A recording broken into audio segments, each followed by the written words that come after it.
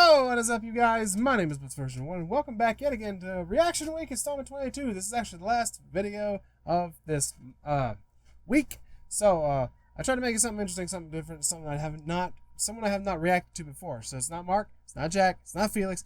I don't think I reacted to any big time YouTubers this month, which is fine. But at the same time, I reacted to a lot of animation stuff this month, which again is fine. But this one is actually to Lixian, Mark's main man editing guy. LixianTV, so feel free to go check this guy out. He does a lot of really funny edits on Markiplier's channel. If you guys want to check that out, feel free. But this is the huge missed opportunity in Resident Evil 3. So, let's see what he thinks. Without further ado, here we go! After the amazing success of Resident Evil 2, Capcom decided to capitalize on that success by remaking the next entry in the Resident Evil franchise, Resident Evil 3 Nemesis. The game has been finally released and it has been met with mixed reviews. And yes, today I want to talk about a huge missed opportunity in Resident Evil 3. However, I'm not going to talk about the short length of the game, nor am I going to talk about all the things that got cut out from the original. No, I'm going to talk about something that hasn't been done neither in the original nor in the remake. Hey guys, I'm Lixian. What's up, Lixian? I want to talk about the huge missed opportunity in Resident Evil 3. Trademark. The original Resident Evil 3 starts with a short monologue from Jill Valentine, and she's basically talking about how Umbrella's the worst and we need to take him down. At the end of that monologue, it shows a picture of Jill in what I'm assuming is her bedroom, then shows the first intro cutscene with everyone in Raccoon City being attacked by the zombies, and then after like 3 seconds of silence, the game starts with a literal bang. And I was really curious to see how they would handle that in the remake. So, in the remake, the first cutscene is actually the invasion cutscene, only this time it's actually a live action cutscene. And when that's over, I was waiting for the bang, and so imagine my surprise when I start the game and this appears.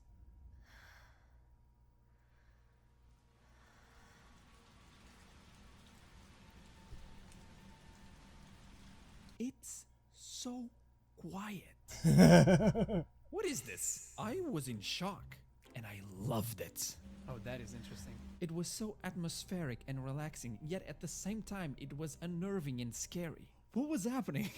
Oh, it's Resident Evil 7. You gain control of Jill, or at least what you think is Jill. You close the window before you flood your whole apartment, and then you notice the bathroom light is on. You go in the bathroom and...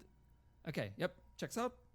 It's Jill. It's her. The faucet is opened for some reason. She really wants to flood the whole thing. And you are prompted to close said faucet. And when you do, probably the most terrifying cutscene in the whole game happens.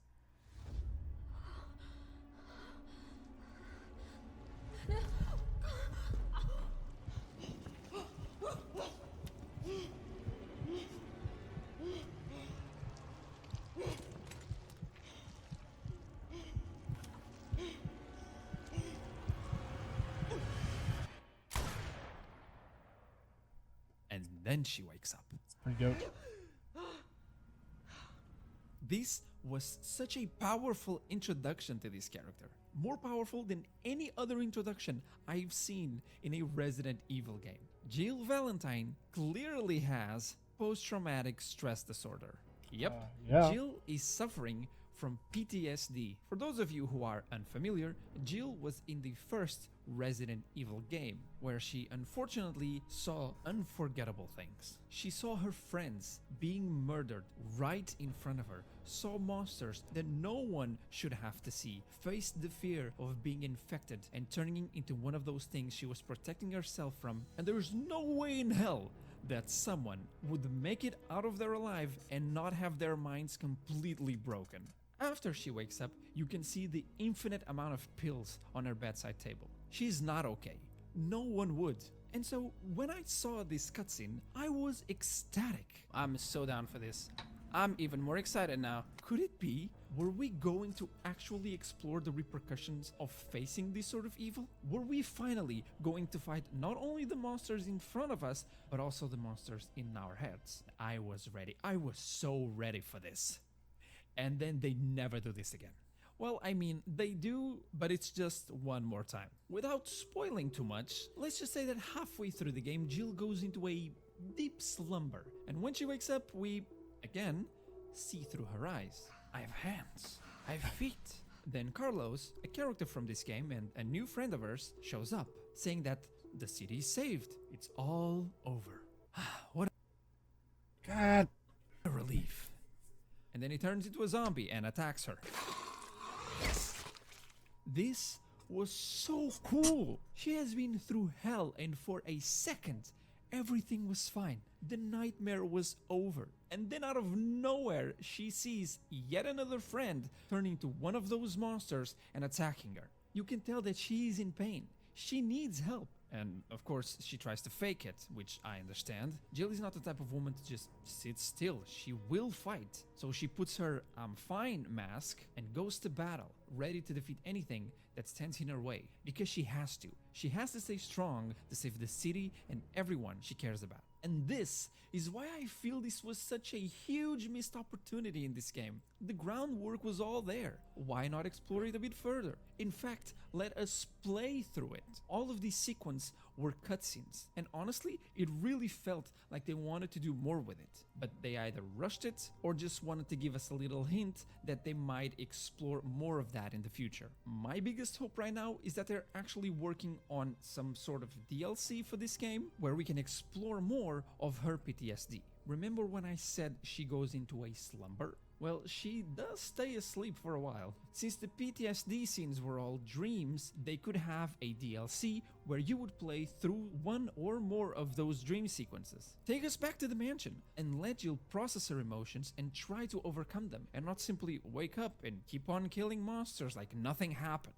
Of course, rebuilding the whole mansion would probably end up being very expensive for the team, but for instance, Alan Wake, and yes, I am bringing Alan Wake to this conversation, had a great DLC called The Writer. And in that DLC, you go through a lot of Alan's memories. Sometimes it's a familiar setting, and other times it's a void-like place with fragments of his memories making the rest of the environment. They could totally do something like that. Model a few assets from the mansion as memory fragments, and the other characters could be silhouettes to avoid having to model every single character from that game. And then let us explore her broken mind and try and piece it together, like a puzzle. Something this game clearly was missing. This DLC could have combat, just like the main game, but also to try and balance things a bit more, have slower moments, and more puzzle solving. I honestly think that that would be really cool. That would be pretty cool. Ah! Especially considering the groundwork they made here. So, I will keep on dreaming that we can have a Resident Evil game where we fight not just monsters, but also the trauma of our heroes and help them face their fears from the inside. Because there's no way someone would leave a place like the Spencer Mansion or Raccoon City with their minds in one piece.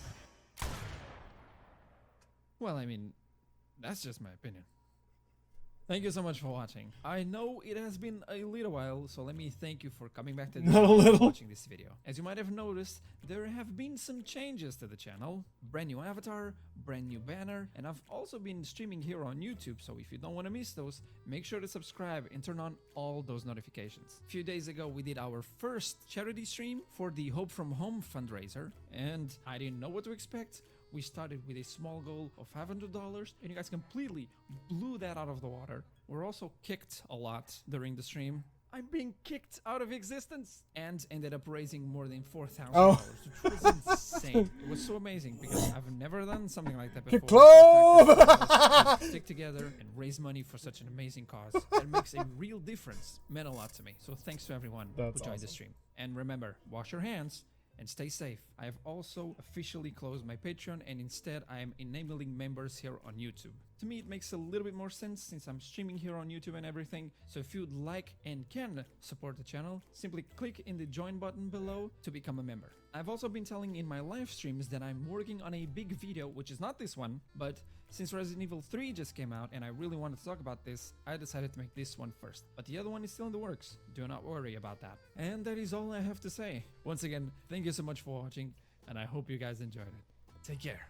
I really did, Lixian. I really did. That was really good, dude. Lixian, you're actually really, really cool. I'm definitely gonna subscribe to your channel. I don't like that. That's really cool. I still can't believe I was actually I wasn't subscribed to Lixian's channel. I don't know how that happened. Sure, why not? I'll hit the bell too. Why not? Oh, ding. Rung your bell, Lixian. Anyway, that's gonna do it for this episode of Reaction Week, you guys. Hope you guys enjoyed this month. This set of reaction videos this month. I had tons of fun on them. Even though I had to do my first ban this month, and that really sucks. But hopefully we can move past that, and in the future we can have even more people coming in, and we can have a much safer community, and all that good stuff. So, I know I could be a dirty perv because of some of the videos that I have done in the past, and some of the videos I'll probably do in the future. But I do have a Discord channel if you guys want to come hang out, play some video games with me and some of the other guys on there. Feel free to do so. My wife's also on the Discord, so if you want to come and say hi to her, feel free to. If the link does not work in the description down below, feel free to let me know in the comments, and I'll definitely retry the link. I will redo the link so that way it works properly.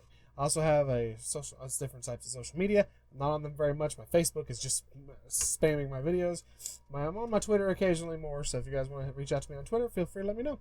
And it's up there in the banner and in the description down below. So, all that being said, thank you guys so much for watching, and as always, I'll see you in the next video. Hey, and peace out, yeah!